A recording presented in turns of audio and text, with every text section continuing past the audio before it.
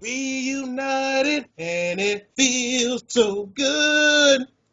Yeah. We united as we understood. Hey! Can we Woo! please get it together, people? Well, I digress. I'm sorry.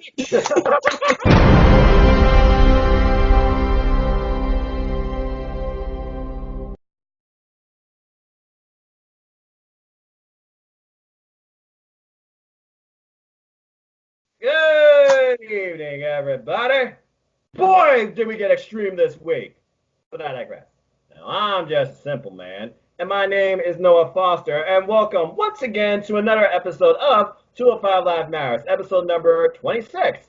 And this week we're going to discuss this week's episode of 205 Live, as well as our thoughts on the championship match coming up this Sunday at whatever you want to call it. I guess they call it Extreme Rules. Is it Extreme? I don't know. Should I go on a rant? WWE Entertainment Rules. It's not really extreme. Get rid of the pay-per-view name. Get rid of it now. I think good brother Chris here just illustrated that, so why don't I just introduce him first?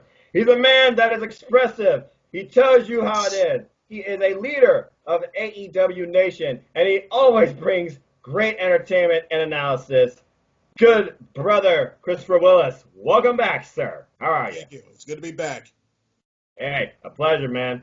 And as always, he is pretty much, no, not pretty much, he is my co-host in 205 Live Matters and a real juggernaut in the history of Cruiserweight Wrestling from WCW. And he's a family man, and he brings you that positive charm y'all can use in your lives, in your worst moments that we all need to be reminded of once in a while.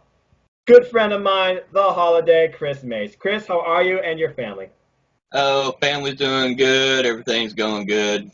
So I'm ready to talk about 205 Live and wrestling in general. Absolutely. So with that, why don't we get started? And I need to get that shirt still. I have so many shirts on my wish list, but I digress. Stop changing everything. So with that, let's talk about this week's episode, which was definitely an extreme one, to say the least. No pun intended. Maybe. It was episode number 137, emanating from Manchester, New Hampshire. And once again, it was the wrestlers driving us into the show and the direction of the show, as only Lorcan, in the most calm state I've ever seen him in, basically just introduced us to this main event tonight, which is an anything goes match. Already I love it. Different name. He says, I want to use a chair. I can. I want to use a table. I can. And if I want to put more stitches, which I plan on doing, to Arya Daivari tonight, I can. Then all hell breaks loose and Arya Daivari comes into play after he says, I can and I will. And both men come into a brawl. Then we get Oni freaking turning into Gollum like, yeah. Only for Drake Maverick to come in and say, keep them apart, which apparently they did for the rest of the show, according to the commentary that put this match over throughout the whole night, hyping it up, how both men were in separate areas of the arena. I thought it was a very good dynamic opener to the show as we got in. So, Chris Mace, what are your thoughts on this opener and the name of our main event, an anything goes match? Well, like I said, I wanted a chairs match, but pretty much a chairs match is pretty much extreme match anyways, and you can do pretty much anything you want, just the chair is the main weapon. So anything goes match works great with this feud just because of the way they've been going back and forth with each other. So I like the build up to it. This whole series I like the build up, and I like the beginning of the show where they can't wait to get their hands on each other and they just start attacking each other. So I liked it. And it was nice to see Drake Maverick actually doing his job and being on the show and trying to break up something. It was a miracle. Yeah, we all know that story. Good brother Chris, any additional thoughts on Drake Maverick actually being part of 205 Live's opener? Wait, he still has a job? He's doing his job tonight? Holy moly, macaroni! He looks so damn tired. Did he wrestle earlier tonight? Did he wrestle? Because he looked tired. Maybe because, he loves that 24/7 championship more than his wife, who is a beautiful, smoking hot. I digress, but, I can't go too much. You got to keep it PG, ladies and gentlemen. Well, we try to, but then we try to be PG. The forum is unscripted, uncensored, unrehearsed. We just say what's on our mind. So, hey, good on you. And, hey, we know you like women. The backstage brawl, I really enjoyed the backstage brawl between Daivari and Orty Lorcan. I really enjoyed it.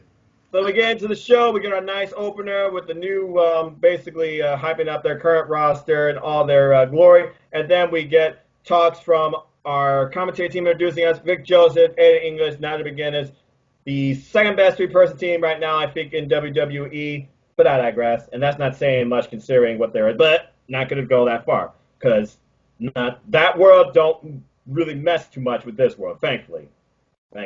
Anyway, they talk about how this Sunday we have a Cruiserweight title match between Drew Gulak and Toy Nese, two originals of 205 Live, the rubber match, both men, two against each other, going at it for the title at Extreme Rules in Drew Gulak's hometown. And I love the fact the graphic was avoided I'll take that back. 2 words. And so help me, it better stay that way because, in my humble opinion, 205 Live matters. And it does not belong on the fucking kickoff show. But I digress. I guess we just lost our PG rating now. PG my ass. PG don't equal rating. PG equals 20. Look at Raw and SmackDown Live. Sorry, did I say that out loud? Anyway, Yeah. Following this, we go into our opening contest with D. Brian Kendrick, the man with a plan, versus one of the Singh brothers. And this was brought up when the Singhs basically insulted him and says, you haven't accomplished a lot, but we're here to cheer you up and give you this Lifetime Achievement Award, which is just a cheap bowling trophy with a star on top of it, I think, at this point. And he says, okay, you want to sell this? You want to insult me? There's a ring out there. Who's it going to be? I'll teach both of you a lesson. You pick who. And it's like, no, you. So we finally get the Singh brothers in singles action after a number of weeks, and it was Sunil Singh versus D. Brian Kendrick. Good brother Chris, what were your thoughts on this match and how commentary was not only talking about this match in their own way, but also still talking about the Cruiserweights in general? Because this was like a tale of 2 stories. Nigel McGuinness really likes the Bollywood boys. He really, really do. And poor Aiden English, he got to deal with this joking, with the jokes with Nigel McGuinness left and right. And Vic Joseph's just like, can we just focus on the match and don't worry about my diet? I'm surprised I remember this. The match itself, I think the Bollywood boys the Singh brothers really need to go back on the WWE network because the last time I checked, Brian Kendrick won some tag team titles like the SmackDown and the Raw tag team titles. Mm-hmm. So they need to sit down and look at some more Brian Kendrick tapes. I'm just saying. And plus, did you know Brian Kendrick was actually WWE champion for 5 minutes on a scramble? 5 minutes. By the way, huge shout out to Evan G. Francis because he always brings that up. You know, I got to put a little side plug. Hey, that little tidbit still matters. Yeah. So, the match was just okay. Test of styles, mostly groundwork and whatnot. Kendrick won, and after the match, the other brother attacked Kendrick, and his tag team partner, Akira Tozawa, came out to help Kendrick to even up the odds. Yeah, so I guess now we know what's next for these 4 superstars. Once again, tag team match players! Holla, holla, holla! Where's Teddy Long when I need him and him doing his little dancing and jive? Oh, yeah, sorry. Yeah. All right.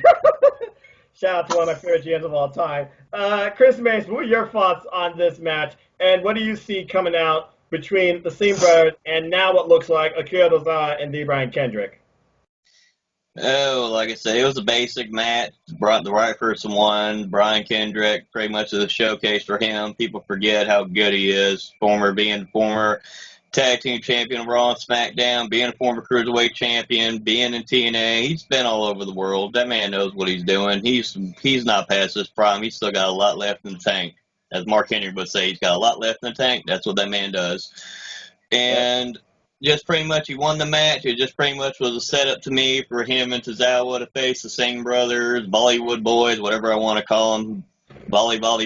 But it just, to me, the only thing I didn't like is I don't like Tozawa. Like I said, he's gone from being the number 1 contender, getting a Cruiserweight title. I feel like he's just going down instead of trying to be built back up a little bit, and he's going back down again. So it's like, okay, let's see what they do now. Yeah, I was very curious about this, too, because I was like, we haven't seen Akira Tozawa or heard anything from him in the last couple of weeks. I thought he was going to maybe, redefine himself or maybe, play a part in maybe this Sunday's match and go dark and heelish himself, like Drew Gulak influenced him in his own way based on Drew Gulak's new perspective and aggressive, ruthless way. So it was nice to see Akira Tozawa back, but I wasn't expecting it like this. By the way, botch that first kick, nowhere near that Singh brother's face. But nice job with the What a roundhouse devastating kick to the air. Yeah. Whatever air was there. There might have been a ghost right there. He had to hit the ghost. You got to remember, there are ghosts. Invisible shield. Because it's like, okay. And then, yeah, and also going back to Bully. I cannot name one Bollywood movie. I bet you Nigel McGuinness can't either. But it's that dynamic between Nigel McGuinness and Andy English that just works so well. And Vic Joseph, to his credit, he tries to be a good play-by-play guy. I think he does a pretty good job. Don't say takedown too many times. I thought it was a pretty fun opener. I mean, like I said, distraction twice, elbow drop, suplex counter into a captain's hook, instant tap out. Not much more to say about this match when you look at it from the meat of it. So with that, let's move on from here. We get more hot about the Anything Goes match, and then we discuss who they are calling the fastest rising star in 205 Live, Humberto Carrillo. So apparently they'll be doing a 3-part interview type series on Humberto Carrillo, and they did part 1 this week, where Humberto basically discussed his bringings into wrestling and the journey he took to get in to 205 Live, leaving his home of Mexico and his family, who has a support system, to come to the U.S. and live his dream and do his best. I'm not Dr. Seuss. I did not mean for that to rhyme. But I thought this was a very nice way to introduce people to Humberto Carrillo and what he brings and why he is here. I'm curious to see what's going to happen next. So, good brother Chris, what are your thoughts on this video package discussing basically the upcoming of Humberto Carrillo to 205 Live?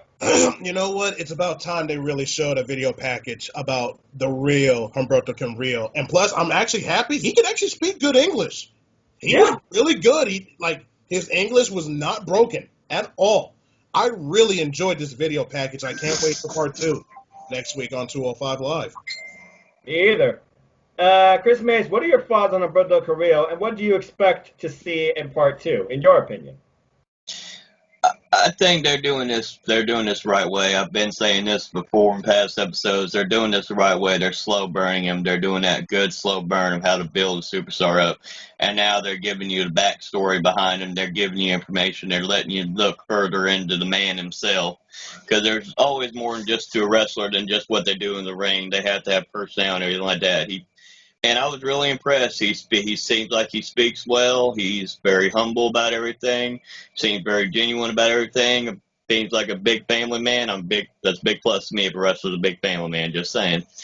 And I'm ready to part 2. I'm ready to learn more about this man and see how they do it. Like I said, they need to slow burn it and keep on going. I don't think he's quite ready yet to be that guy to be the Cruiserweight champion, but he's getting there, and they're doing it the right way. Yeah, I completely agree, and I keep saying this, Humberto Carrillo's got to be a future candidate for a Cruiserweight title opportunity. He has yet to really get one in any form of match whatsoever, so it would really be interesting to see what sort of dynamic he would bring to a Cruiserweight title match. But do I see him becoming the next Cruiserweight champion? Only time will tell, and hopefully this series will promote more of my thinking towards that. With that, let's move on into our next segment, which was a match. Jack Gallagher, I still think he needs to change his theme, versus local talent, Devin Justin. But this match, the story here, you would think would be Jack Gallagher finding his roots back as a face. No, not really. There was another story coming into play here, which I am going to leave to Chris Mace to discuss. Chris Mace, your thoughts on this match and the angle that happened. It was a basic match. It was pretty much just a showcase for Jack Gallagher. Pretty much all this is another one of those matches. It's pretty much setting up the future and everything like that, and the future angles with everything going on as these episodes keep going forward. And at the end of the day, it would have meant more had he been distracted and actually took the loss. To me, that would have built more towards the story. But because he almost did, you almost thought for a quick second that the local wrestler was going to upset the gentleman, and he just did a quick headbutt and got a quick pinfall and just was happy he got the win, but you could tell he looked aggravated. Yeah. And let me just talk a little about this match before I hand it over to you, good brother Chris. I mean, you're right, simple match. I mean, it showed off his technical ability. There was shades of Paradise Lock. I don't think Milano approves. I think Sonata is the original founder, current carrier of the Paradise Lock. For those of you who don't know, can check out New Japan Pro Wrestling. Cheap plug. Anyway, vertical suplex about 11 seconds. The German drop kick interrupted. Good brother Chris. Take it from here. Your thoughts on Mike Kanellis. like Holiday said, it was just a basic match. I'm like, he's wrestling a ham and egger, without the mayonnaise, another ham. So when the match was just like, okay, can you hurry up? Can you hurry up? Why is the crowd making, oh my God, Mike Kanellis is coming out? And he's just going to the announce table like trash. I'm like, hey, what you do? I'm just like, okay, this is very interesting. This is very interesting. And Jack Gallagher got distracted, like, hey, what are you doing? And then the ham and egger without the mayonnaise he just rolled Jack Gallagher up. I'm like, oh my God. He kicked out, and Jack Gallagher like, motherfucker, headbutt, 1, 2, 3, and Jack Gallagher wins. I'm like, wow, that was funny. And I'm like, Jack Gallagher like, you ain't gonna, no. Mm-mm. So Jack Gallagher for the last 3 weeks, he's 3 for 3. Yeah, good on him. I mean, he's really building his momentum up. But Mike Kanellis going in here like a tirade. I don't know if it's just Drake Maverick or what's going on with him and his wife. Shout out to them. Congrats on their next baby. But, I mean, he's just yelling, you ruined my life. I'm going to ruin your show. Wait a minute. Let me. Yeah, I want to bring this up a little bit. Like, what do you mean what do you mean you ruined his life? Hold on for a minute, bro. Hold on, Mike. What has Drake Maverick done to you? Every time when Drake Maverick gives you an opportunity, you choke. You drop the ball. Why are you mad at him? Is someone a little insecure here about himself, I'm wondering? Because, again, like you're leaning to, in the backstage segment, Drake Maverick really went from GM to man, and he disclosed how he feels he has neglected the cruiserweights and even his wife because of his pursuits of the 20% championship. And by the way, side plug, commentary put over how why Drake Maverick is the 27 champion, why he has GM duties of 205 Live, title is an embargo. So he's technically 23-7. That I can tolerate, because that does tell me that he's focusing on his actual job and the growth and importance and the drive forward of 205 Live, which this episode proved. And this segment especially. A real man-to-man talk saying he's sorry that he neglected cruiserweights and his wife. He understands your position, but you can't do this. And then Mike says, oh, finally we're relatable. And then Drake, he just went a whole nother level there. I'm still the general manager at 205 Live. Give me no choice. I'm going to have to find you. Undisclosed amount. And Mike's like, wow. So I have a second child, another mouth to feed coming, and you're going to find me. And I feel like this is the part where he's going to explode. And I think he kind of did, or just unhinged. He's like, okay. But I tell you what. You're still a GM, but I'm competing on your show next week. So this is just a warning about what I'm going to do when I am on 205 Live next week. So I hope you got a good fine plan for that. And then he just walks away while Drake Maverick just looks in curiosity with a little sticker Maverick 24/7. A very curious angle, and we'll see what sort of aggression, chaos, and havoc Mike Kanellis brings next week to 205 Live, if he can survive his wife's pregnancy state. But I digress. Sorry. I watched Monday Night Raw for the first 2 hours now, and I at least saw that. Pickles and ice cream? Get it? Because she's pregnant. Get it? Because she's pregnant. Because she's really hungry. Get it? Because women always get pregnant because they're really hungry. All right. Before we get into a topic that could really get people turned the wrong way, let's move on to what finally became our main event. Oh, wait, what about our thoughts? Come on. I'm sorry. All right, yeah. Holiday, go first. Holiday. Yeah, Holiday. Here's the thing with this segment. Yeah, here's the thing with this angle. I think this is going to play out. I think these two are going to end up having a match. I think Mike Kanellis is going to completely snap. Whoever he's wrestling, I feel bad for, whether it's a local person or whoever he's wrestling next week, I feel really bad for because he's going to snap. I think he's going to snap, purposely get himself disqualified, beat the crap out of this guy, destroy everything, raise all kinds of hell, and Rockstar Sud's going to have to come out there and try to control him and stuff like that, and I think it's going to end up setting up some program where they actually he's going to end up wrestling Drake Maverick. I don't know why I called him Rockstar Spud. I was getting in a rhythm too, but that's what it used to be. Yeah, but I was getting in a rhythm here talking about this, but They're going to end up wrestling each other. I think they're going to end up doing it for control, to control the general manager. He's going to be getting angry at him. It's like, all right, you put that online, and I'll put my career on the line. They'll do some kind of stipulation like that, career versus his general manager position, and we'll see how that plays out. Because at this point, with Maria being pregnant, she can't take over being the general manager. So I don't know how that will all play out, but I think that's what they're setting up for still. Before I talk more about that, good brother Chris, give your thoughts on this angle and what you face to come. Man, I just looking at Mike Kanellis like, why are you blaming Drake Maverick, though? Like I said earlier, you're dropping the ball, and you're like, oh, you're ruining my life. You're ruining my life. Whoa, whoa, whoa, whoa, whoa, whoa. Hold on, man. You got to focus on your life. You don't need to worry about Drake Maverick because Drake Maverick got his own problems. Have you seen Drake Maverick's wife?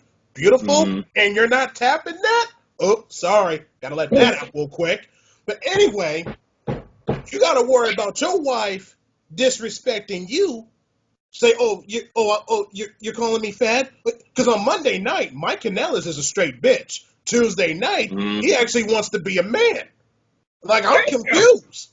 I'm like, which Mike Kanellis are we going to get? Are we going to get Monday night Mike Kanellis, who's being a bitch? Or are we going to get Tuesday night Mike Kanellis, like, who's snapping at the wrong people? What if those two guys wrestled? Drake Maverick and Mike Kanellis. What is this going to really lead to? What is this going to really lead to?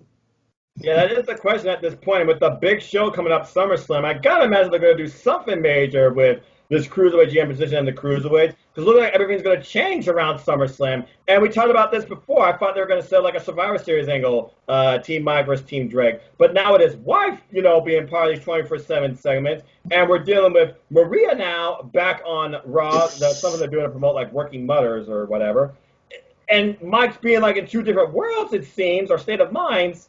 It's very fickle, to put in Dan Bryan's own words. Fickle! What is going on right now in the 205 Live world of Mike, Maria, Drake, and now you could add Renee, not Renee Young, but his wife, Renee, to the mix. Because right now, all four of these people are playing a part in what is becoming this long-standing story on 205 Live. And Drake Maverick needs some sleep. He looked tired again. He looked tired. Well, I mean, you're the 20% champion. You got to keep your eyes always open, right? Because he needs to drop the belt, get with your wife, and get it in. Well, they did say they're going to consummate the marriage, but I don't know that happened yet. Anyway, I guess we'll find out next week, probably on Monday night, where this goes. Because there's no doubt in my mind, Drake and Mike are both going to be on Monday Night Raw. Imagine if Mike Kanellis pins Drake Maverick for that title. Oh, jeez. Oh, anyway, yeah, putting it bluntly. All right, let's finally get to, let's finally get to the main event, because anything goes, Extreme Rules. No holds barred, no DQ. You can call whatever the hell you want. I call it what a match. And my friend Paul, shout out to you, Paul Mead, he literally called this the best 205 Live match he's ever seen. Now, I don't know how far he's watched 205 Live, because as you all know, I've watched since episode 1. And we're going to talk more about that a little later when we just close our first match on our top 25 list, but that'll be later. So, right now, here's what I have to say to this. This is the week of Extreme Rules. This is the go-home to Extreme Rules. This match should have been on Extreme Rules, because damn, they left nothing underneath that ring except for kendo sticks, I think. What a match. Slow, methodical, well-paced, every weapon used, and a very unique finish where both men looked strong in both win and defeat, but there was a decisive win in the end, whether you think that way or not. So with that, good brother Chris, give me your thoughts and your moments on this match and what seems to be now the end of this rivalry. I really enjoyed this Anything Goes match. Anything Goes hardcore match. I really enjoyed it because I know Odie Lorcan. He's a wrestler, but he can also go hardcore to the bone. Now Daivari, on the other hand, he's mostly just a wrestler. He's not used to that like no DQ kind of stipulation. He did have one like early on in 205 Live against Jack Gallagher. Correct. But I know this is not his comfort zone. This was the comfort zone for Odie Lorcan. And those guys, thank God we did not see a headlock. No, we didn't see that. They went toe-to-toe, fist-to-fist, fisticuffs, and that's what I like in a feud. This match was great. Was this the best no DQ match ever for 205 Live? No. No, I Was agree. this better? Was this better than Noam Dar versus Tony Nese? It's in the middle. I It's saw in that the middle. live, so But anyway, back to the match. I really enjoyed it. They brought chairs, tables, even a ladder. I'm surprised. Well, hey, we got the closest TLC we got. At least we got a chairs match, Holiday. We got it. We got some of it, though. But you got man, like the 12 match was chairs brutal. using this match. I think that The was more match than was enough. the match was just brutal. It was getting a little slow, but it was starting to pick up. So, like, let it tell the story because these two do not like each other, and I liked it. The pacing was on point. Sometimes it was a little lagging, but it got the job done. And the right man won. Absolutely. Chris Mates, your thoughts on this match, and where do you see both these men going from here? You want to talk about ECW style match? This would be considered an ECW style match to me. They went crazy. I personally like the Tozawa versus Mike Kanellis no disqualification match a little bit better than this. That's just my personal preference. We talked about that on past episodes, but for what this match was, and they just needed to be it just needed to be brutality. It just needed to be these two guys, piss and vinegar, beating the shit out of each other for a 22-minute. It was like almost over 20 minutes easily, because I remember saying, "Man, it's gonna be a long match." But for what they did, they had to build it up slowly. But Lorcan and Daivari, they pulled it off. They literally beat the dog shit out of each other in that match. And I'm telling you what, they better cut. Especially Lorcan, because Lorcan's bad at this, and I've said this in the past, he better be selling some being hurt next week, because I did not like that when he came out of that NXT ladder match they had, and then he came back days later acting like he wasn't really hurt after all that. I'm sorry, you got to be able to at least sell, and that's my only thing about him. He doesn't seem like he always wants to sell that, oh, man, you just went through this brutal war. Sell that you're injured. Sell that you're hurt. You can't be Superman. Don't be like Cena. Don't be Superman. You don't have to be Superman. You're a man. You're a badass, but you're still a man. You ain't Superman. You don't have to be him. Just be you. But the match itself, I loved it. I loved the match. I loved the brutality of it. Lorcan won, which was the right thing. But what I liked the most is when he tried to line those 6 chairs up, and Lorcan had them lined up, and he went through it. So then Daivari was trying to set it up with the 2 tables, and they both got just like, damn. Like, no, what a damn match. I loved it. It was a damn good match, though. Yeah, I thoroughly enjoyed it. I mean, again, everything was used here. Steel stairs, announce table, barricade, steel chain, a ladder, a trash can lid, 10 or 12 chairs, I lost count, and 2 tables. Talk about a cacophony of destruction. And the story and pace, like you said, brother Chris, was told at the very beginning. When Oni came in, literally the fastest I've seen him with that aggressive face, and just waiting for freaking Ari Daivari coming out, pissed off, literally coming out slowly taking off his $3,000 Versace shirt, whatever the hell it costs, wearing nothing but a white tank top, and just ready for a fight, it seemed like a street fight. And they both meet each other at the ramp, and then all hell breaks loose from there. It started off fast and quick, only with most control, steel steps to the face, some suplexes, and then it got a little slow and methodical. You could definitely tell Ari Daivari is trying to be viewed or booked as the top heel 205 Live, because with his subtle gestures to the crowd, and like it, to the crowd as well, crowd was booing the hell out of him, and the crowd was hot behind Oni. So both men were telling who was the heel, who was the face, and they kept the crowd interested. Crowd initially, they of course said, "We want tables." They teased it, but they waited. Things really picked up when the ladder came into play, and freaking Ari Daivari got hip tossed into it. Ouch. And then you just go with the steel chain, rake in the nose, it seems, and then just being tossed face first, steel change on the nose into the turnbuckles like 3 times, and then you get a camel clutch sit down on a chair. That looked pretty mean. And then drop toe face first to the chair. Got a little pop from the crowd. Oni goes over the top, one of the biggest pops of the night. And you can tell when Oni goes from that Fury type look and personality to just in pain. Keep in mind, his right arm was, or left arm, excuse me, one of them, help me out here, audience, was bandaged the entire time. And I don't think so much they focused on that as a target in this, or even really sold it, which I thought was kind of very curious. And then Arya, one of the major spots for me, though, was, I think that was probably the most warped and destroyed I've seen a trash can when Arya Daivari came running off the apron and only just tossed that trash to his midsection and Arya fell on top of it. I'm surprised he didn't cut his torso or bleed during that. And then you're right, you got steps, you got lids, you got chairs, only to set up his own chair trap, not nearly as stupid as Adam Cole setting up 2 chairs, hard ends together at NXT TakeOver Philadelphia against Aleister Black, but not nearly as crazy and methodical as KO did against Roman Reigns at Royal Rumble with a steel chair pyramid. But still, those 6 chairs, nasty. I think like 3 or 4 chairs were bent or broken partly.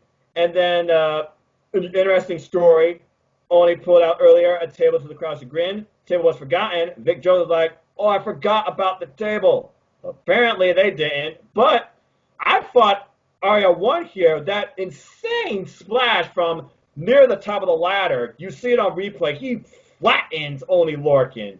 That would have crushed any normal man's torso and chest cavity. But it kicks out, and it causes Daivari to yell, get more angry. I don't know whether he was yelling in pain or in anger. And then the second table, I think it was more anger because he pulled out a second table. You saw him rip the leg off. It broke. The ref, good on him, pulls it out of the ring, and then he gets another table in. We got 2 tables planned next to each other, which leads to our ending where Daivari was planning to do a splash through the table on Oney, only for Oney to plant him in the nether regions on the top turnbuckle and superplex both men through the tables for Oney to win, a shoulder being the difference. Literally his shoulder on top of Daivari. 1, 2, 3. A very, very well-illustrated match, as always, and a great ending to this very personal scene that felt feud. I'm curious to see where both men go from here. There's always got to put Oney Lorcan in the title picture now, and I'm curious to see who Daivari will feud with next. But my respect to both men, I thought they did very well, and I think Daivari showed a lot here. Daivari has really come a long way in 2019 as far as a wrestler in division. So with that, let's go ahead and grade the episode. So here's the thing. Are we going to talk about the close where they showed the highlights from Drew Gulak and Tony Nese? That, but I feel like that's more its own thing. You literally could have probably did that like its own little 205 Live special angle, because I know it was promoting the Cruiserweight title match, but this was something totally outside the episode, in my opinion. But you know what? Because it is part of the episode, and I do tell the review the episode we're going to stand still with that. Let's go ahead and talk about that retrospective package that literally talks about the history of 2 of the originals, Tony Nese and Drew Gulak, going all the way back to episode 1 of 205 Live, November 29, 2016. Both men saying they were friends, they respected each other. But Gulak said that Tony couldn't help but make a 205 Live, and I was always superior one. Nese basically saying Gulak was always in it for himself. He was never in it for a better 205 Live. And then Gulak's talking about, well, Tony Nese, all he cared about was his ass. He only cared about himself. Basically talking about both men's probably early egos and outlook on themselves. Because again, as 205 Live evolved, thank God, both men evolved too. So we move on all the way to 2019 to the Cruiserweight #1 Contendership Tournament. And basically, Gulak lost his WrestleMania moment. He says that Nese was a better man than him for 3 seconds. And that's all it took. Nese got his moment mania. Gulak didn't. So Gulak said he had to refocus, go away for a while. He had to realize that he had to go back to rely on his greatest strengths. And that's bringing pain and punishment. Which, of course, proven at Stomping Grounds when he became, after 134 weeks later, Cruiserweight Champion. And now, Drew went dark, and until he pins me, he's no champ according to Tony Nese. And Gulak says, you know what? Beat me down as much as you want. You've got to beat me down so badly before I let this Cruiserweight title go. Get your side plates, by the way. That kind of annoyed me. So I thought it was a really great way to close the show because you not only focused on 2 originals of 205 Live and the history of their friendship, rivalry, and character development, and in-ring development too, but you also look at the fact this is their title, the only title in 205 Live, and this is their only showcase they're getting at Extreme Rules. And as I said earlier, they better not get those 2 words. So, I thought this was very well illustrated, and I'm very much looking forward to this match. Good brother Chris, what are your thoughts on this promo, interview, hype, Cruiserweight title closer? When I saw that video package, I got to admit it was very beautiful because I love when they talked about the history of 205 Live and the history of Drew Gulak and Tony Nese. I really enjoyed it, hands down, top to bottom. Mm-hmm. If you look at these two, they were just nowhere to be found during that 2016 and that 2017. We're not going to go there with that 2017 year around September, going on to early January. Anyway, they had to prove themselves after that debacle. Gulak was coming up. Tony Nese was like up and down, but Gulak was still hanging on, but he was not hitting that glass ceiling because he only cared about a 205 Live. But when 2019 really came around, both of those wrestlers really had to step it up a notch because, the king at the time was Buddy Murphy. All right. And when Tony Nese won that tournament, I was surprised myself. Mm-hmm. He won that tournament. And I had no faith he was going to win that Cruiserweight Championship at WrestleMania, and I was wrong. Tony Nese finally did it. He did talk about his abs. He talked about being cocky. To this day, I wish I had an 8 pack of abs. Working on it. I'm just saying. And he finally got that big one. And when Drew Gulak stepped away for a while, he realized 205 Live didn't matter to him anymore because he realized he had to go back to the old ways, the old Drew Gulak. And I appreciated that. When he attacked that little cruiserweight Noam Dar, I knew he was taking this seriously.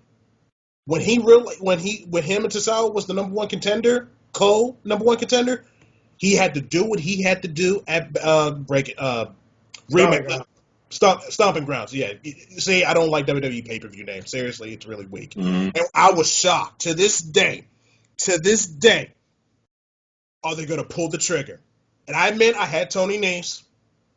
I was shocked when Drew Gulak won the WWE Cruiserweight Championship. And Noah, I remember the voiceover. You were so happy that Drew Gulak finally got that moment that he really deserved a long time ago. And I'm going to say this too.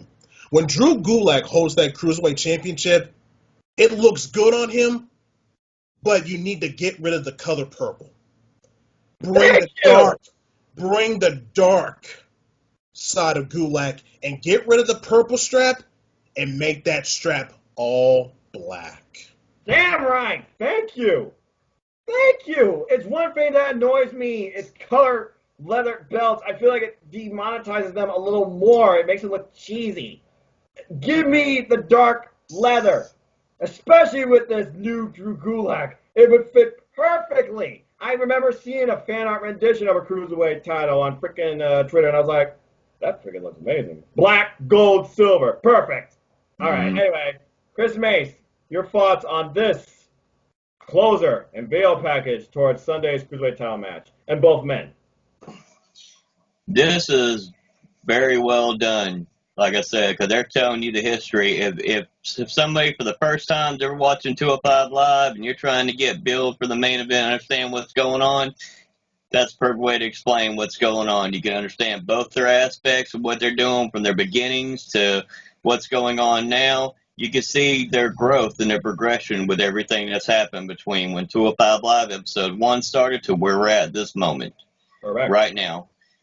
Like I said, Tony Nese on top of his game, Drew Gulak's on top of his game. They're both 2-2 apiece. This is going to end up being the rubber match. I still think somehow, and I'm calling it now, because like I said, I put Gulak to win, but I'm going to call it right now. I would not be surprised if somehow this match ended up in a draw and we get one more match at SummerSlam. That's what I see happen. I think they're going to do something where they either both can't continue in the match or they do some kind of double pin where they're going to end up continuing this match going into SummerSlam. They better give them a 30-minute Iron Man match because these two can pull it off. I think to close their feud, they need to do it. It's one of the only gimmicks that 205 Live has yet to implement in one of their storylines, because when it comes to 205 Live, they don't plug a gimmick until it's a closing angle to a feud, and that's one of its greatest strengths. Gimmick preservation.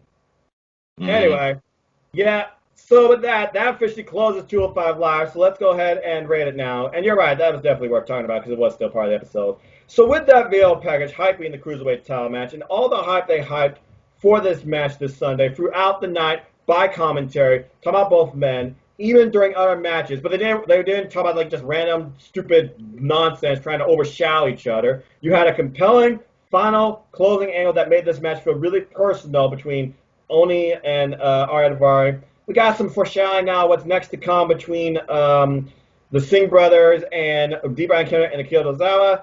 And I'm very curious to see where we go with Drake Maverick and Mike from here. I know we usually spend like 4 stars on average for a really decent episode. We really don't go past that, and we only go low when we're like, this episode let me confused, and it didn't feel right because the manager wasn't there. But this episode was really good to me and really special, even with the Jack Gallagher jobber match. I was very impressed, and I'm very excited for Sunday, and I'm curious to see what Mike does, as he seems to just constantly be further and furthering losing his sanity. I'm giving this match 4.5 out of 5. Or the episode, excuse me. Chris Mays, what would you rate this week's episode of 205 Live? I'm going to give it a 4. And the reason I'm going to give it a 4 is, like I said, we pretty much had a lot of building towards stories, which I'm fine with that. I love that aspect to 205 Live. My only big critique about the match, as much as I love the main event, this is one of those matches that I'm just the old school in me. You could have used some kind of blood. I know they don't like to bleed, but make more realistic to me how they were beating the crap out of each other. They could have used some kind of blood, especially some spots that, like I said, a normal person, if I threw you into 6 chairs, you're going to be bleeding somewhere.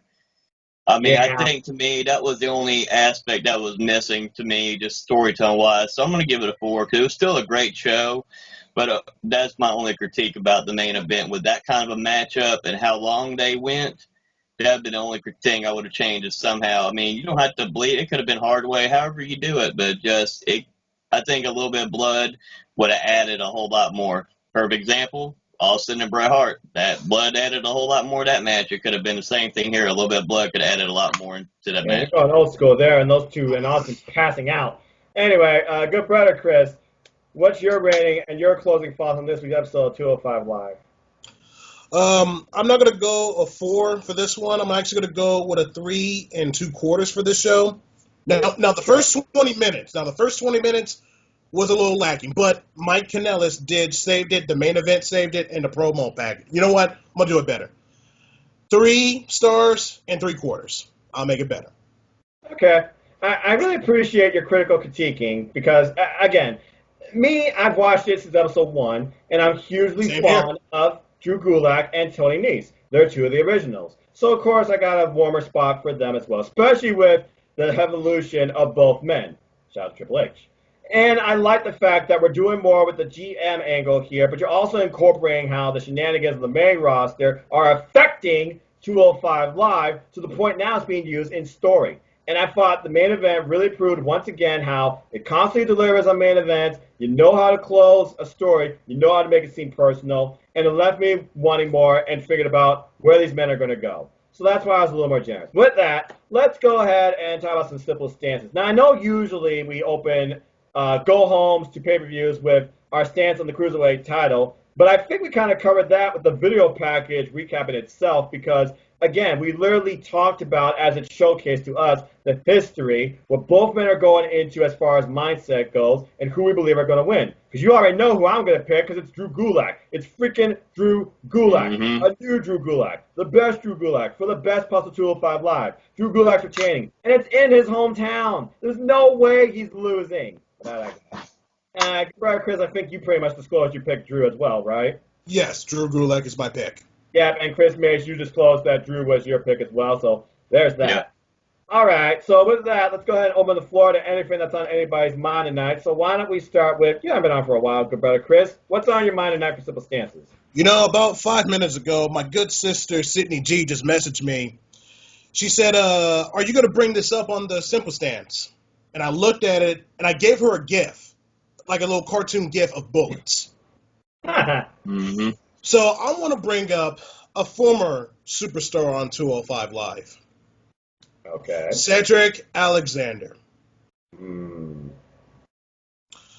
I really want to get this off my chest because me and her talked about this a couple days ago.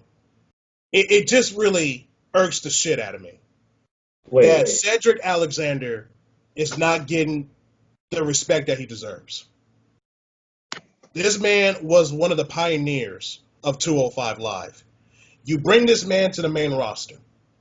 He had one match against Cesaro. Correct. Lost. Mm-hmm. And what are you doing with him? You're putting him on main event. You're putting him on main event. You're putting him on main event. And now when this 24/7 title came along, he's fighting for that. Now, yes, he did win the title about maybe 2, 3, 4 weeks ago. But I know people in the comment section will say, well, at least he's getting TV time. He's not a sports entertainer. He is a professional wrestler. And he deserves to be fighting for the United States title on Monday Night Raw. And you're not doing nothing with this man. I even tweeted out this past Monday, Cedric Alexander, you need to come back to 205 Live.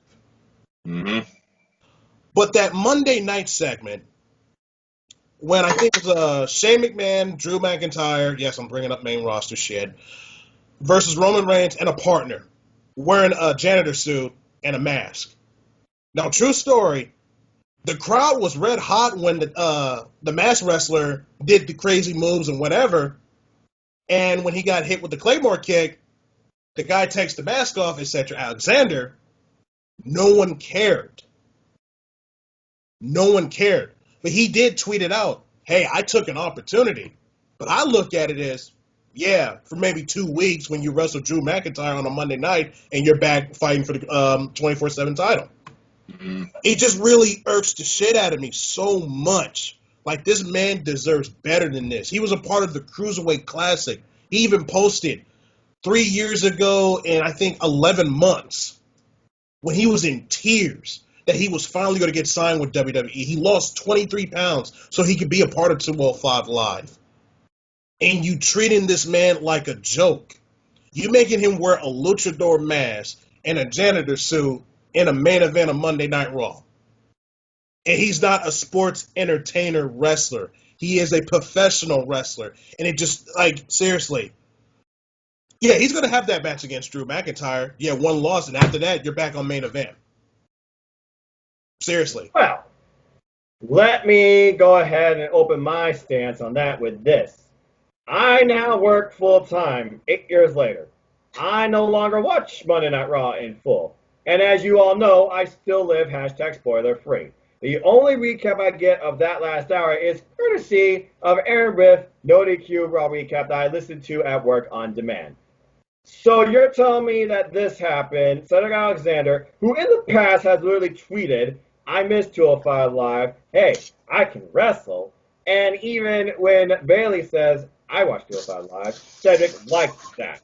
Cedric is 205 Live, by heart. Or so, whatever he was called, the Heart or Soul, when, you know, him and Ali were both on there.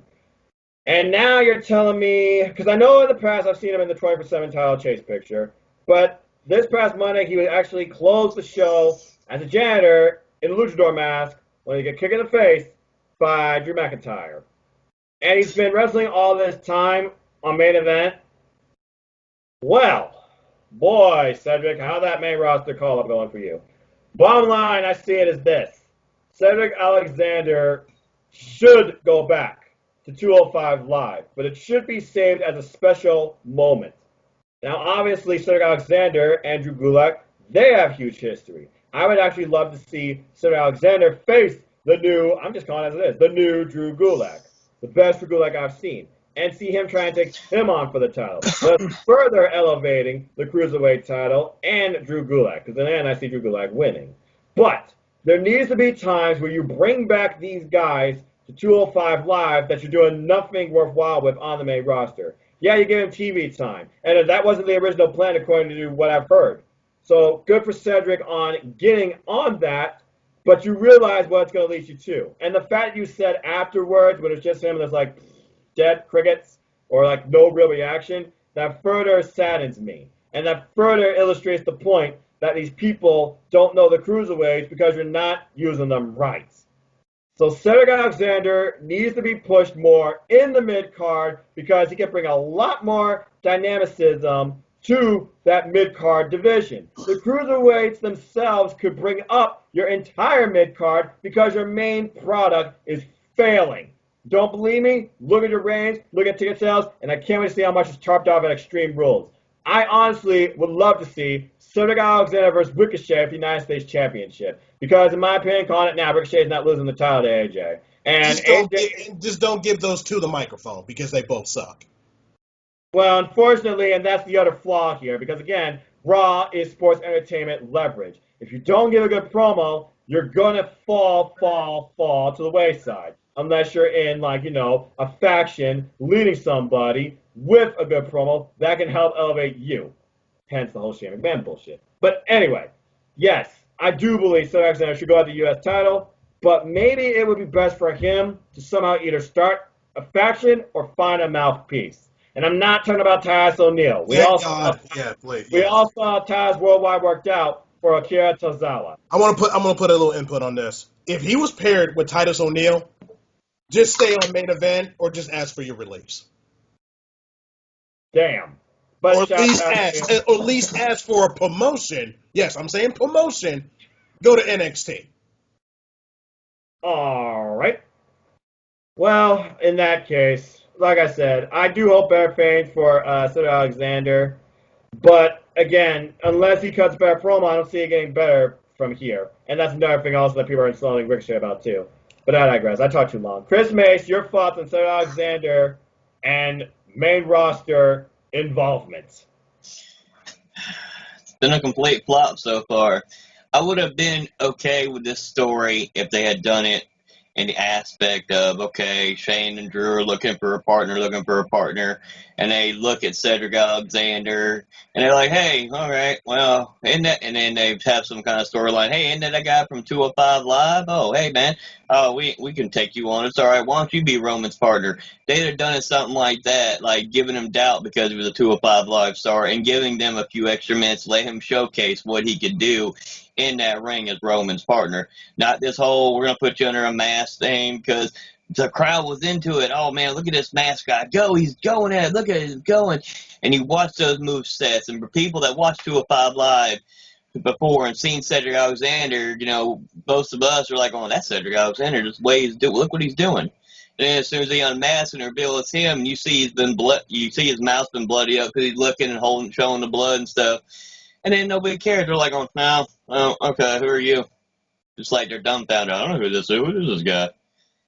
I feel like when it comes to these type of angles they use with named superstars, it's the name that's more over than the actual person, whether you know it or not. But I digress.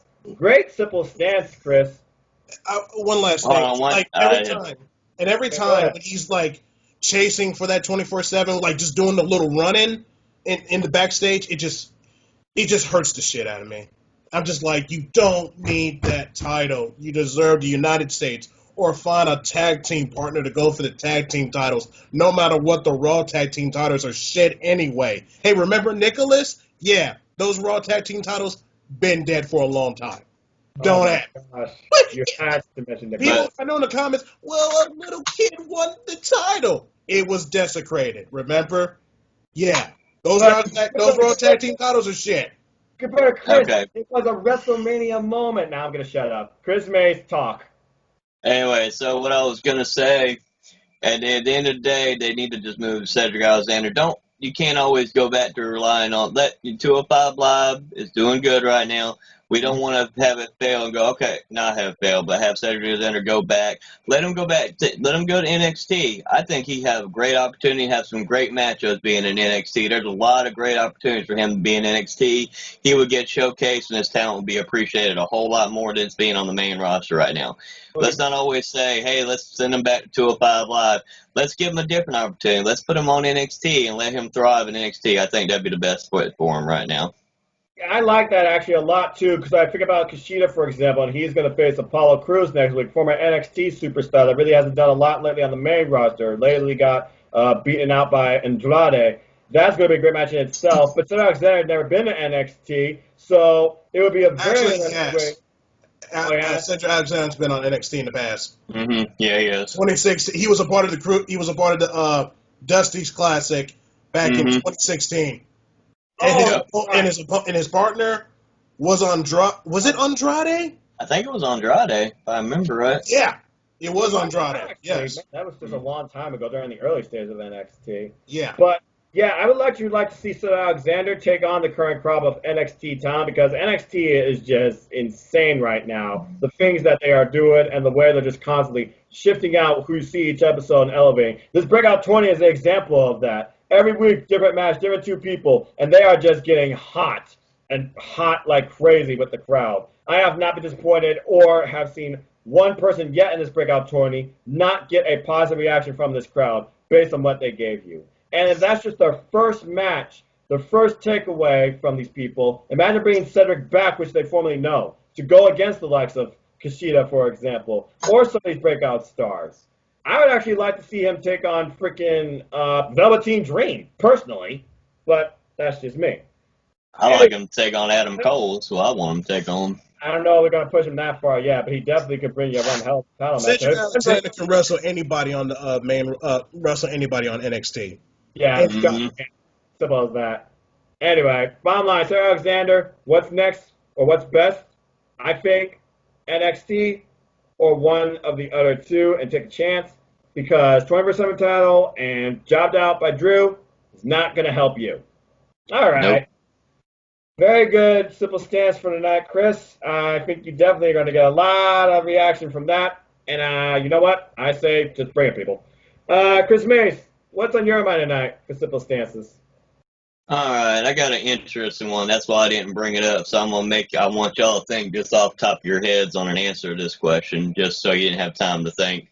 So, we talk about cruiserweights in general, and there have been a lot of successful cruiserweight champions that involved and become heavyweight champions, a la Chris Jericho, Rey Mysterio, et cetera, et cetera. But also, you got to think there's a lot of great cruiserweights that have also been tag team champions with partners that were considered heavyweights. Example, X-Pac, who was a WCW cruiserweight champion, a WWF cruiserweight champion, and a light heavyweight champion. He was tag team champions with a lot of great heavyweights, including Kane, which was the most odd pairing ever, but that worked great and story-wise.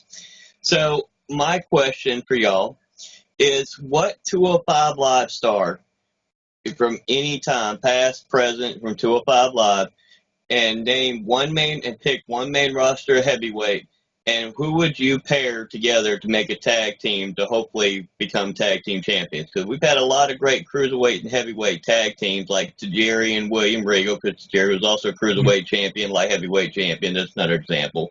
Oh, yeah. You've had a great pairing of different teams of different sizes. So who would you take from 205 Live and the main roster, put them together, and form a tag team to hopefully challenge for the tag team titles? It doesn't matter which brand of tag Doesn't team. matter which brand.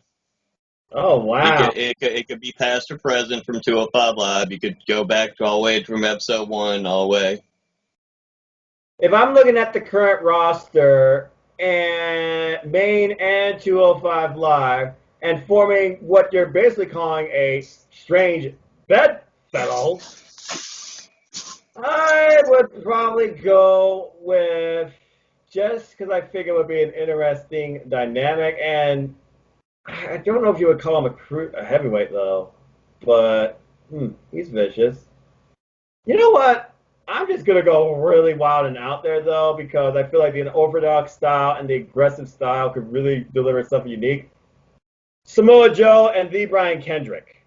I feel like Samoa Joe and the Brian Kendrick would be one of the most unique teams in history. The Brian Kendrick and Samoa Joe, both veterans of the game, both deliver amazing promos, both have great in-ring action, but it would be like, I'm going to get the pin, or no, I'm going to get the pin at first, and then they figure out each other's styles, and they mesh off that. Maybe a little bit of one-upsmanship. Now, as far as what set of titles they would go after, looking at the current titles, let's see. You got Street Profits on NXT, you got The Revival on Monday Night Raw, and you got, time recording, the new Daniel Bryan and Rowan on SmackDown. And I'm looking at which show can use unique, elevated dynamics to their tag team division and what it could lead to. I would have to go with SmackDown Live and see the Brian Kendrick facing his best friend and protege, Daniel Bryan, and Samoa Joe taking on the Giant Woodward Rowan. I think that'd be a very interesting dynamic match, and Samoa Joe and Lee Ryan Kinnick would make a very interesting tag team run. No idea what team you would call by name. But that's my idea, off the top of my head. All right, I talked enough. Now I'm putting Goodbye Chris on the spot. Go. Ha! Wow. Okay. I may have one or two, but this one makes sense because this tag team was in a Dusty Classic in 2016, and they fit perfectly. A cruiserweight and a heavyweight. You said former cruiserweight champions or whatever, past and present. Okay. Mm-hmm.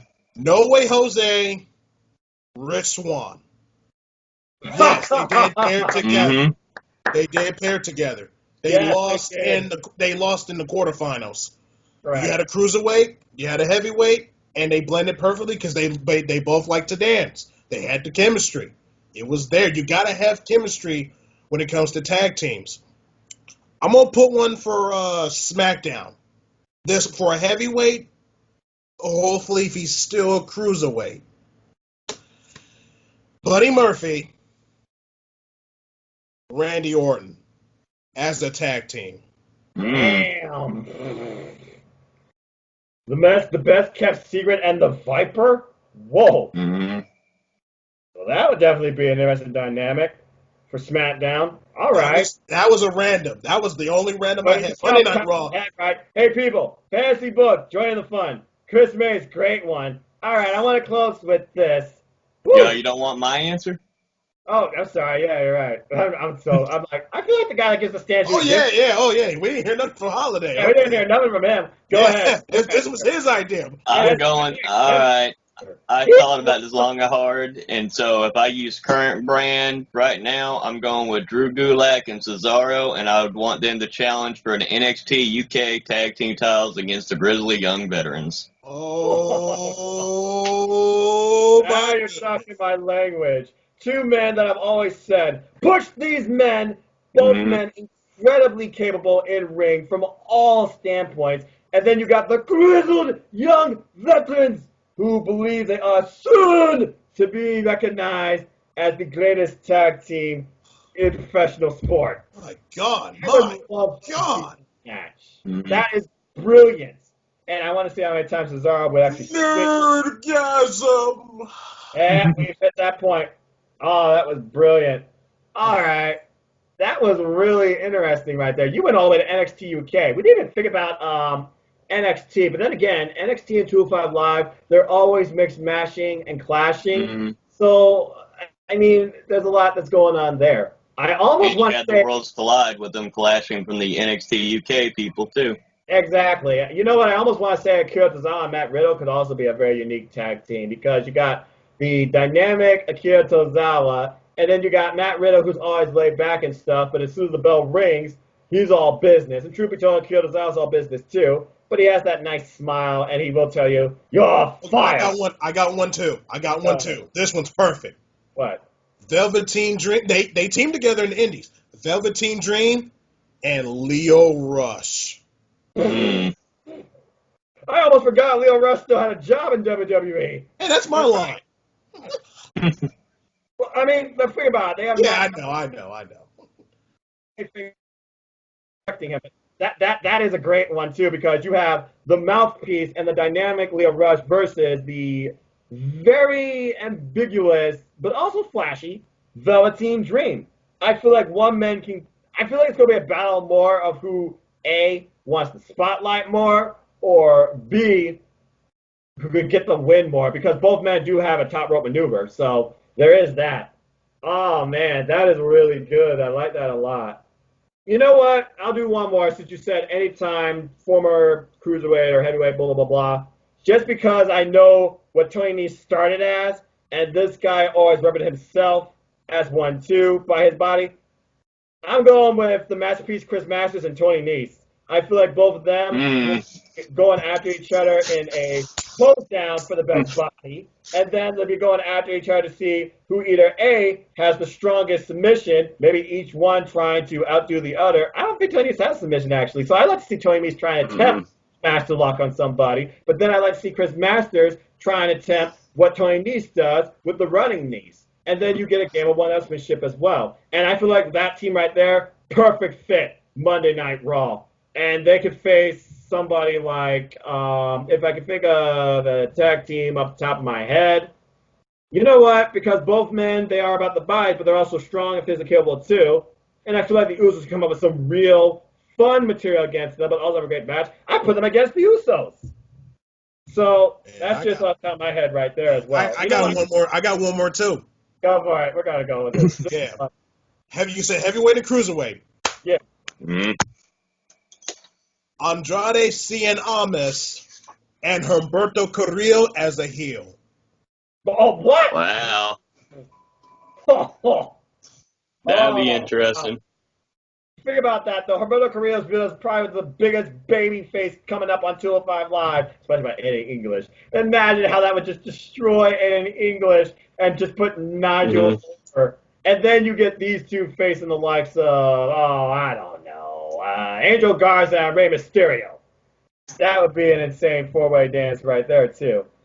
Oh, man, I love that. And technically, Rey Mysterio's a heavyweight because he was World Heavyweight Champion, so that would actually count. Yeah. I just thought something too. I wonder what a team in their prime would be like. Drew Gulak and Kurt Angle. Man, I would love to have seen those two as a tag team. But I'd want to see Drew Gulak and Dean Malenko in his prime. Well, I mean, Dean Malenko's like an original cruiserweight. I mean, next name you got to add to that is Chris Jericho with somebody, because when it comes to cruiserweight or just GOAT or wrestler in general, first name people think of Chris Jericho. But I digress. All right, well, this was some fun fantasy booking, and I want to close with this. So, good brother Chris, you have not watched Slammiversary yet, but you know as well as I do, some contracts are up to expire.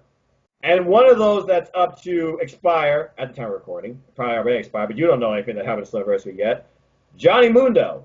Johnny Mundo, the former John Morrison in WWE, former tag team champion with The Miz, when they were the Dirty Heels. He went at it against R-Truth, and I don't recall whether or not he was Cruiserweight champion. I have to look back at my... He was mostly wrestling in the heavyweights. No, he was. That's what I thought. Yeah, because I remember his hard-hitting affairs with the likes of Sheamus, for example. But he held the tag titles numerous times with The Miz.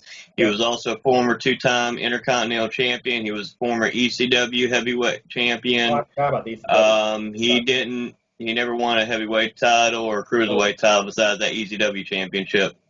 Yeah, and we all saw that die. So, my thoughts to y'all on this. Could you see Johnny Mundo ever playing a part at all in 205 Live? No. Or Johnny Impact, or Johnny 205 Live, or Johnny whatever the hell you want to call him. Oh, God. No. He's too good for that. Yeah. And again, because he's classified as a heavyweight, the way I could see him bringing him in, if 205 Live ever does like its own pay-per-view special, and they do like a special showcase match where this guy gets to face Johnny Morrison. I believe he's 215 pounds. Yeah, but imagine if they did a pay-per-view special and they adjusted the rules a little bit. Like we said, do a pay-per-view special where you have some heavyweights clashing with the cruiserweights, or an open challenge, for example. It was just something I was figured about because I do remember how dynamic John Morrison was during his time in WWE. So that was just on my mind. But yeah, I feel like right now 205 Live is doing whatever they can with their current roster and doing a great job. You don't necessarily need to add a name, but I am curious though, why you had Chad Gable for a one-off? I miss Chad Gable so much right now because to this day I know Sydney's gonna be so happy with this. That 205 Live show was still the best one to date so far. The one Sydney went to because I loved that match with that match Chad Gable and Jack Gallagher had. That match, the Fatal 4-Way, was great too. That's still one of my favorites right now for quite a while. So really? Sydney, be happy. I know she's like, oh, thank you so much. Thank you, brother. All right. We're going to be hearing her getting chewed out later. We're just going to have teacups in the comments, and we know what that means when it comes to Sydney. Just don't spit on the tea. Now Sydney would say, oh, Lord. She's already saying that, but she will be when she watches this. Don't disrespect my tea. I want to close with this. So as you all know, this is episode 26 of 205 Live Matters, but I'd like to get y'all's dynamic and views on the 205 Live brand as a whole as we are on our way to episode 50. I'm still working on a slogan. So I want to talk about our favorite cruiserweight matches of this brand. And I want to classify this as number 25. Now, we each have watched 205 Live to an extent. So I watched episode 1, so I'm going to go last. So with that, Chris Mans, I know you have been working on this the most recently, and you already said you got your list fully built. I don't yet. I'm still working on it, but I at least got the bottom half. So I'm going to let Chris here think for a moment. Chris Mays, if you were building a top 25 list of recommended cruiserweight matches for the 205 Live brand, what would number 25 be for you? Well, hold on. Before we start that, I'm going to give you my comment on your question for your simple stance real quick because we forgot about me. We keep forgetting about the holiday today. I'm all over the place. I've done 4 fails today, people. But I think Johnny Mundo, if they brought him into 205 Live, it'd be for some kind of special program. They could bring him in to feud with somebody, maybe like a Tony something for like a one-off or something, build a little feud, and once they're done with that feud, maybe do something like that with Tony Nese or somebody that need to build up a little bit more to help build up, or maybe put him against Humberto. I mean, give him a good big-name feud to have for a little bit. Once that's all said and done, Johnny Mundo, Johnny Nitro, John Morrison, whatever we want to call him, he can go up to the main roster at that point. That would be a great way to use him. So in that aspect, he could be used if he's using to build up a future star like Humberto. So that would work on that aspect. So that I could see them doing. That would work great. Now, for a top 25 on 205 Live, number 25 on my list would probably surprise y'all, but it would be the Tozawa versus Mike Kanellis. The no disqualification matches is number 25 on my list. Really? That's number 25 because I got quite a few more that I felt like were a lot higher than that. And like I said, I debated about my list for a while. I went back and forth. I stayed locked on there, but I left that one at my number 25 spot right there. As much as I love that match, I have it on 25. So there's 24 other matches I loved even more. We'll get into it as we keep going further on this list. Okay, and folks, and on my Super YouTube channel, you'll find links to at least the YouTube clips from WWE's official YouTube site in the link below. Give it a chance, check it out. It might not give you everything you need to know, but the comment and the video code enough should give you a bit of an insight of, maybe I should watch this match later. All right, goodbye, Chris.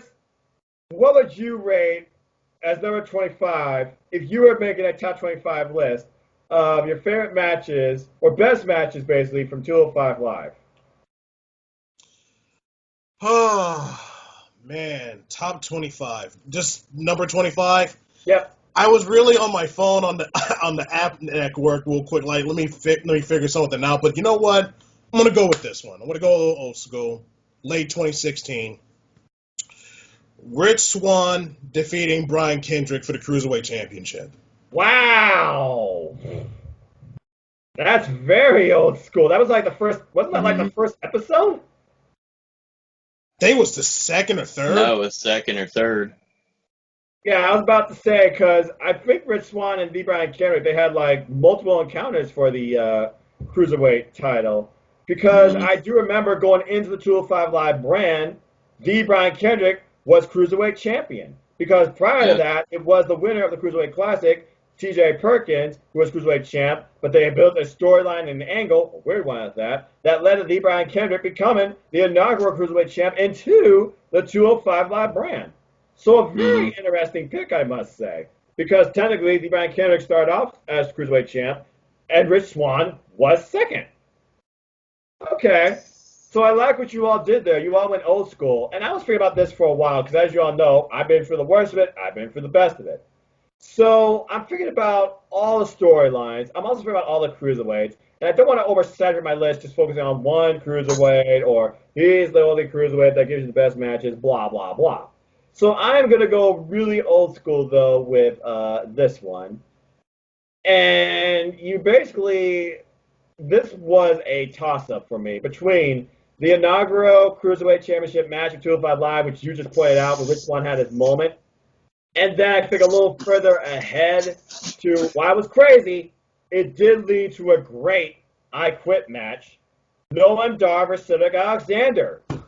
That's Noam Dar versus Cedric Alexander was probably Mhm. the goofiest of angles, in my opinion. But that match, it truly delivered what it meant to say and make your opponent go, I quit. It proved how serious Cedric Alexander could be as a competitor. It also proved how much he wanted to focus on wrestling and get past all this. He already dropped his partner, Alicia Fox, who Noam Dar picked up after basically swooning her, and then it just broke down into a cacophony of silly angles. Back when the cruisers were on Raw, still wasted, but at least they were more showcased. And it led to Noam Dar versus Cedric Alexander in an I Quit match where the only way Noam Dar said I quit was Cedric Alexander literally had to grind his hand between steel. It was a very aggressive match, and I feel like the right person won, and that was it for that angle once and for all. But it really showed me. I agree. It really showed me how a gimmick can work on this brand. It also showed me what I could expect on things to come when it comes to the way they build stories and how they use gimmicks. So number 25 for me, Noam Dar versus Cedric Alexander, I Quit match. All right.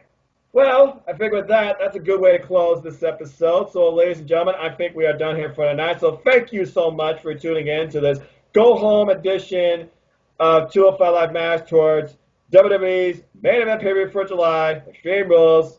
It's going to be something, but if you want extreme, or at least anything goes, check out this week's episode of 205 Live. And thank you, of course, to my colleagues joining me tonight, good brother Chris and Chris Mace. Thank you both. Always a pleasure. Good brother Chris, always a pleasure, sir. Where can people find you? What do you want to plug? Follow me on Facebook at Christopher Willis. Follow me on Instagram, Chris J. Willis86. Follow me on Twitter, GB Chris Willis86. Follow my Facebook group page, AEW Nation. We are close to 9,000. Wow. 9,000, ladies and gentlemen. We're very close. Yeah, so you'll be able to do that freaking Dragon Ball Z reference. It's over 9,000! Mm-hmm. I gotta wear the shirt for that, too. Support No DQ. Support Sydney G. Support the three ladies of No DQ. Support the Wizard of No DQ, Stephen Osborne. Support the General, Jerry Slaughter. Support their YouTube channel. Sorry, I don't have it on a piece of paper, so sorry, if I botched it. But hey, support No DQ. Support this man, the hard-working man when it comes to the wrestling community, Noah Foster, man. And Holiday, follow him as well on Facebook. I think he's almost out of jail. He's almost out of Facebook jail. He's almost He's on probation, people. He didn't do nothing stupid, but he'll tell the story one day, and I can't wait. Holiday is awesome when it comes to Cruiserweight Classic. Holiday is awesome when it comes to his Cruiserweights, hands down. Oh, without doubt. Thank you so much. And, of course, Chris Mace, it's always a pleasure, sir. He kind of already disclosed something you can't, but anything you want to plug into anything, where can people find you?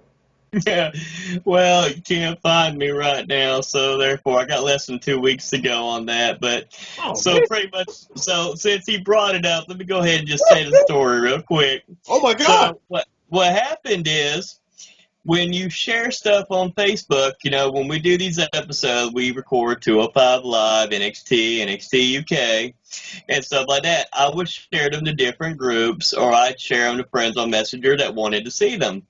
Well, apparently, if you get a list, when you have Facebook Messenger, everybody, just so everybody knows, you get a list, and it'll show you a list of all these people. And sometimes you will hit the wrong names or two by mistake. Well, apparently, what happened was I hit a couple times the wrong name on a couple people. They deemed that as harassment. That person, instead of messaging me and saying, hey, I don't want to watch this or nothing like that, they complained, said it was harassment. So since they said it was harassment, they seemed that I needed to go to Facebook jail for 30 days for harassment. So what happened, the moral of the story is, do not, as much as you love wrestling, try your best to only share it with people you want to watch it or want to show everybody that loves wrestling.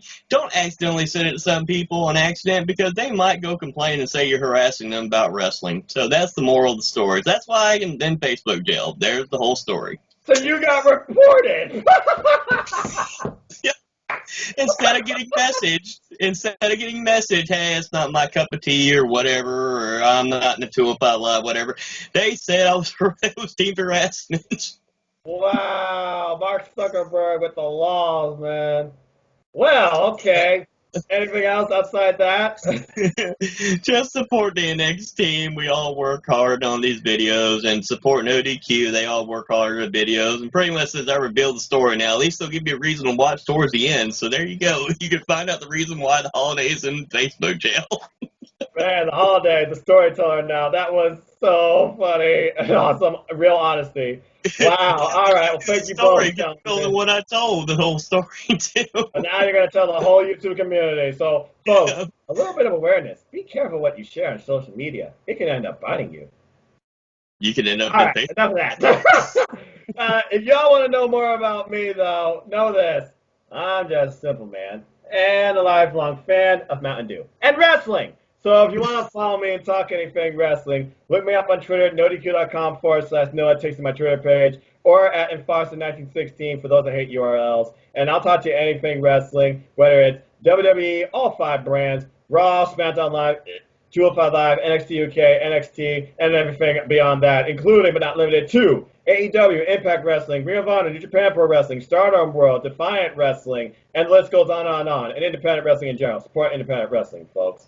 And you'll find all that sort of content here on my simple YouTube channel at youtube.com/users/NoahFoster210, where you'll find reviews, retrospectives, simple takes, and predictions on pay-per-views and specials outside WWE primarily. And, of course, 205 Live matters at the heart of this channel, too, every week. But also, support No DQ. They're the reason I'm in YouTube and the reason why, really, all 3 of us are here. So go buy a shirt, nodq.com/shirts. Go follow the playlist on Spotify, #TeamNoDQ. Follow NoDQ.com on all your social media platforms. Make a friend, make an enemy, attempt to troll virtue, because your opinions matter. There's a comment section and everything on the official NoDQ website, and you could react to anything. Polls, columns, memes, reviews, gifts, sexy female pics. You name it, it's there. It's primarily WWE, but we're bringing in AEW and independent wrestling too, courtesy of Team ADQ that we're all 3 part of. And if you haven't already, check out Team ADQ's Fight for the Fallen predictions right here on NoDQ. Or check out everybody's predictions for Extreme Rules, as I am taking part also in the Extreme Rules official Team NoDQ Predictions League. So go follow somebody, go support your favorite NoDQ personality, and see who wins this weekend, either title, the Indie DQ title or the NoDQ title. And with that, as I like to always close, support wrestling outlets both big and small, and let's keep growing this incredible wrestling community together. Simple as that. Stay tuned, of course, for my simple channel where I'll be doing more with G1 and more for Ring of Honor next week. There's a lot of wrestling coming ahead, but this weekend is fully loaded.